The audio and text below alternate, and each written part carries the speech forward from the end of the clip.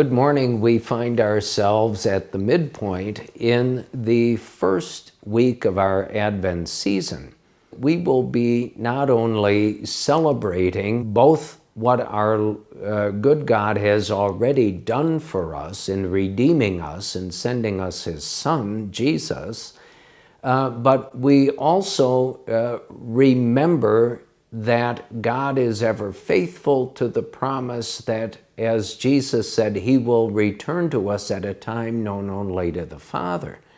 And so Advent has been rightly called the great season of hope.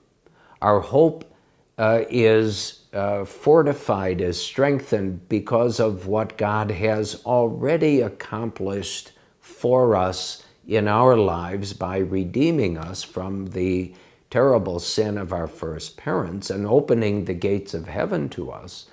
But also, Advent reminds us that what we hope for is in the future. And because we do not know exactly when the good Lord will return to us at the end of time, Advent is that time when we are in a state of prayerful awareness and vigilance about our own faith, that whenever the Lord comes, we are ready to meet Him and accompany Him to heaven. And during the Advent season, we have many feasts of particular saints who model for us this kind of vigilant, joyful hope. Yesterday, we just celebrated the feast of the great missionary Jesuit priest, St. Francis Xavier, perhaps the greatest missionary in the church since St. Paul. In a few days, we will celebrate that feast of the great St. Nicholas, from which our Santa Claus is somewhat modeled. But I urge you, read about St. Nicholas, because he's nothing like the commercialized Santa Claus that we see everywhere, beginning before Halloween, and we're bombarded with the materialism of Christmas and Santa Claus. St. Nicholas was not that kind of saint in person.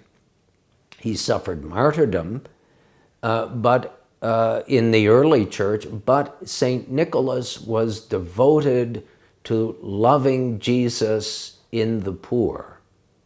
And he gave the poor, anonymously for the most part, gifts of food, of clothing, money. St. Nicholas was blessed by Almighty God with the gift of knowing the needs of others without them telling him. And so mainly at night, he would leave for the poor these gifts. That's what Christmas should be about. It's not so much what can I get, but how much can I give of what God has blessed me with to the poor. And all of it, again, based on what every saint lived, and that is the hope that in time when they see the Lord face to face, He will take them into heaven to be with Him for all eternity. And so the Advent season is the great season of hope. And as we now make our way from day to day, let us keep in mind what Advent really is supposed to be for you and me. That time when we are vigilant in an intentional and holy way, in the hope that being vigilant, we will accompany the Lord when it is our time into heaven. God bless you.